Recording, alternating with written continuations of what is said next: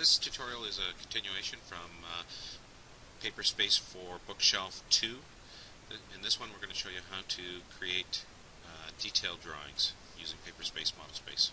So I've only got the views, the orthographic views for the base, and that's the one I'm going to show you.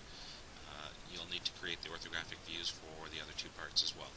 So what I'm going to do is I'm going to go back and I'm going to use my cover sheet again as my starting point. So I'm going to right click and move or copy, and then say create a copy, say OK, and now for that one I'm going to rename it. So I right click on the tab down below and I say I'm going to call it Detail Part 1. This doesn't have any bearing on the printout. It's just so that I can tell when I look down at the tabs what each one is. So you can call it Base or Detail Part 1, whatever you want to do. Okay, so now I don't want to use this border. I want to use the border that has the bill of materials in it, which I've already created and I mentioned in Paperspace for Bookshelf Part 2. So let's go to the space there. My computer's being a little bit slow here. Okay. So I've already created the bill of materials, so that's the border that I want to use. So I'm going to go to Edit,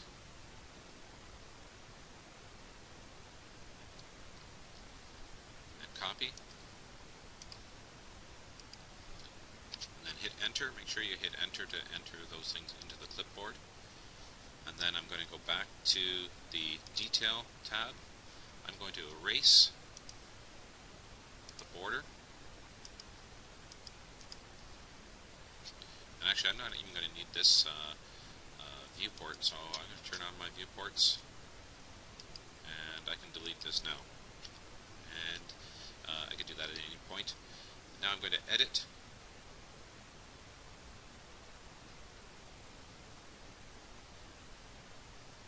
Just waiting for the computer to catch up here. And paste. I'm going to put the border in again. Make sure it's within the margins and try to center it roughly within the margins. Okay, now I've got my bill of materials in here. This one is actually probably already filled out for this particular piece, but I'll leave it and you can always make any changes that you need for the bill of materials. I'm going to change my border. I'm going to call it Detail Part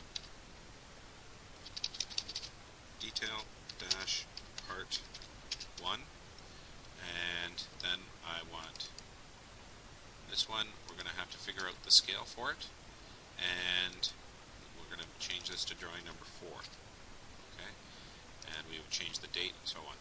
Now before I go too far, I would just go back to the drawing list and make sure that I've got my title to be exactly the same, not similar but exactly the same as what's on the drawing list, or I need to change the drawing list. So here I've got it as Detail dash Part 1, and on this one I called it Detail dash Part 1, so that's going to be good. Alright,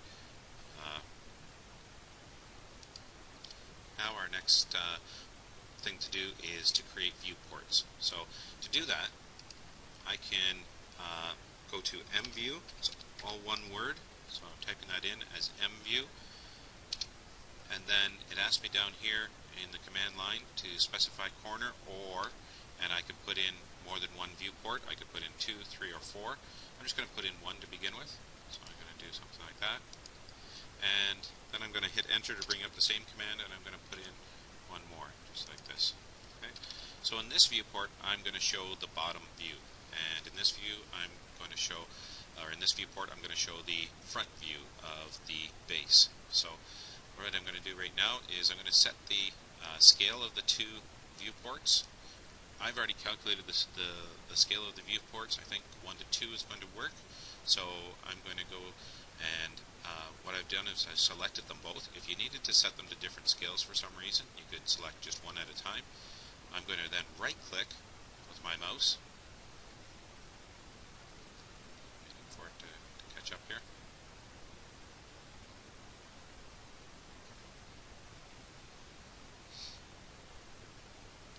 Sorry, I'm just waiting for the computer to catch up. And actually, you're not going to be able to see that quite on the screen, so I'm just going to do that up a little bit higher. So I'm going to right-click with my mouse.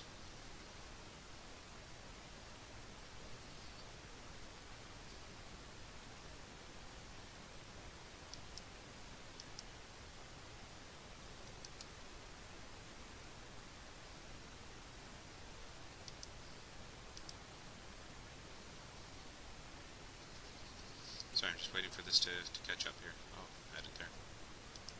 The computer is running very, very slowly here.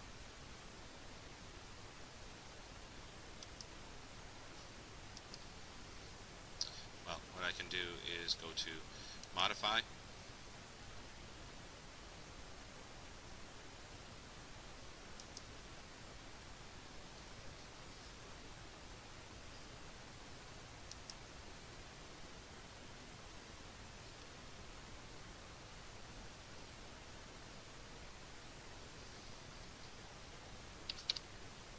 Okay, so I can go to Modify, and then go to Properties, or if I had been able to get it to work, I should just be able to right-click with my mouse, and then go down to the bottom of the list, and it'll be Properties. So I click on Properties, and then I'm going to go down to Scale. If it's a standard scale, I can select it out of here, 1 to 2. Okay, and if it wasn't a standard scale, let's say I wanted to use 1 to 5, and 1 to 5 isn't there, then what I could do is I could type in 1/5. Okay, and then that would come up with the custom scale. But I'm actually going to try 1 to 2 and see if that'll work for me. Okay, and then I can close that window. I don't need it anymore. And in this viewport, what I'm going to do is I'm going to make it so that I can see the bottom view. So I'm going to double click into it, and I'm going to pan up. And I'm also going to need to then double click out, get back to Paperspace. I'm going to need to make that viewport bigger. Okay, and a bit bigger that way. Okay, that seems to be good. And then I'm going to get away from that one. And for the other viewport, I want to see just the front view. So I'm going to double click into it. And again, I'm going to pan until I've got just the front view in there.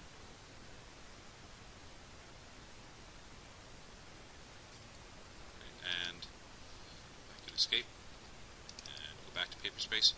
And now for its viewport, I'm going to adjust it so that I can see what I need to see. I'll go this way. And this one.